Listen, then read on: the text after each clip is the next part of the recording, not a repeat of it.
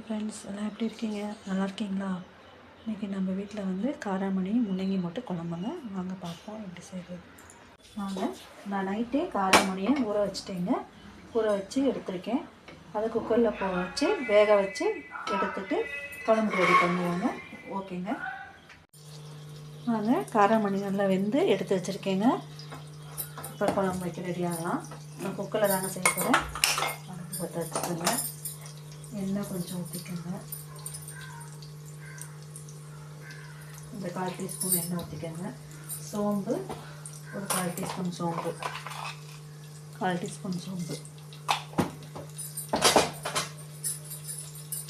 போட்டு, அப்புறம் வெங்காயம், ஒரு தக்காளி, கருவேப்பிலை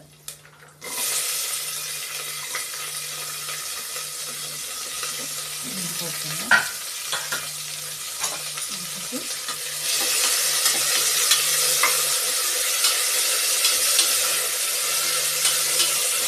கொஞ்சம் நல்லா வதங்கட்டுங்க. வதங்கின அப்புறம் இந்த காராமணியை அதில் போட்டுங்க.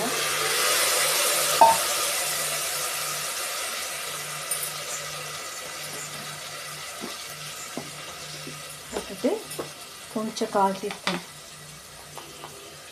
டீஸ்பூன் மஞ்சள்தூள், 2 டீஸ்பூன் மிளகாத்தூள், ஒரு 3 டீஸ்பூன் மல்லித்தூள். மல்லித்தூள் எப்போவுமே நிறைய சேர்த்துக்கோங்க, உடம்புக்கும் நல்லதுங்க. அப்புறம் ஒரு 1/4 டீஸ்பூன் உப்பு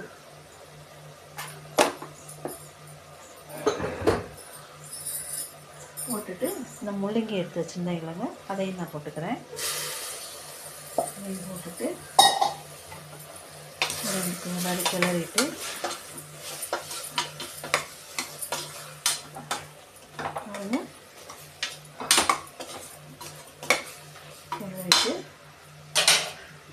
தேங்காயும் சோம்பும் வச்சு அரைச்சி எடுத்துருக்கேங்க. அதையும் கொஞ்சம் ஊற்றிக்கோங்க. சோம்பு தேங்காய்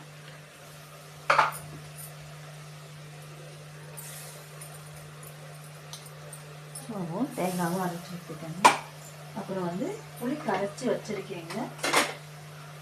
ஒரு எலுமிச்சை அளவு புளி கரைச்சி வச்சுருக்கேன், அதையும் ஊற்றிக்கோங்க.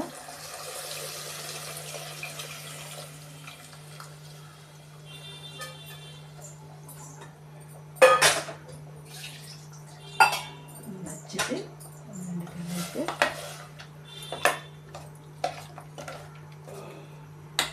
ஓகேங்க, குழம்புக்கு ரெடி ஆகிட்டு நான் இந்த பக்கம் மாற்றிட்டு அடுத்தது கேரட் பொடி மாஸ் பண்ண போகிறேங்க.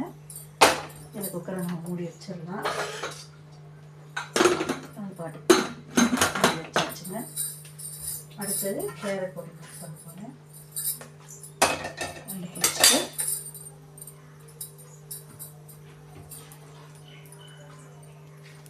எண்ணெய் ஊற்றிக்கணும். கொஞ்சம் இதுக்கு கடுகு உளுந்தம் பருப்பு கொஞ்சம் போட்டுக்கோங்க.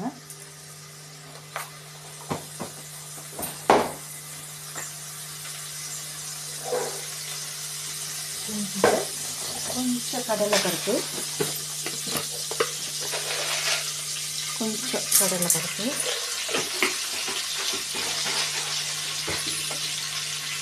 அப்புறம் வெங்காயம், கொஞ்சம் கருவேப்பிலை. இந்த கருவாகட்டும், கடுகு இதாகட்டும்.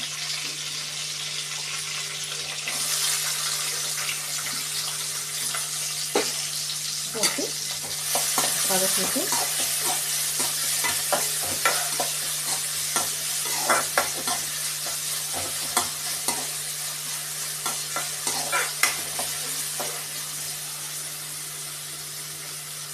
ஓகேங்க. வெங்காயம் வதங்கிட்டு இப்போ கேரட் நம்ம போட போகிறோம்.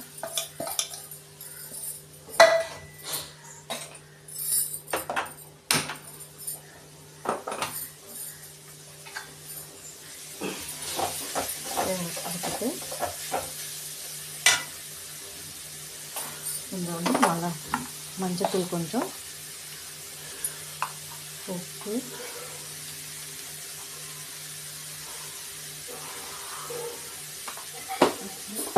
கொஞ்சம் பெருங்காயத்தூளுங்க.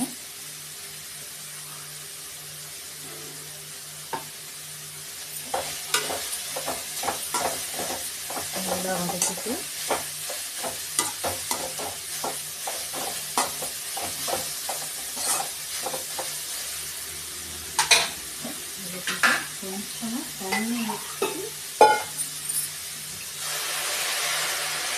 கொஞ்சமாக தண்ணி ஊற்றிக்கோங்க, ரொம்ப தண்ணி ஊற்றாதுங்க.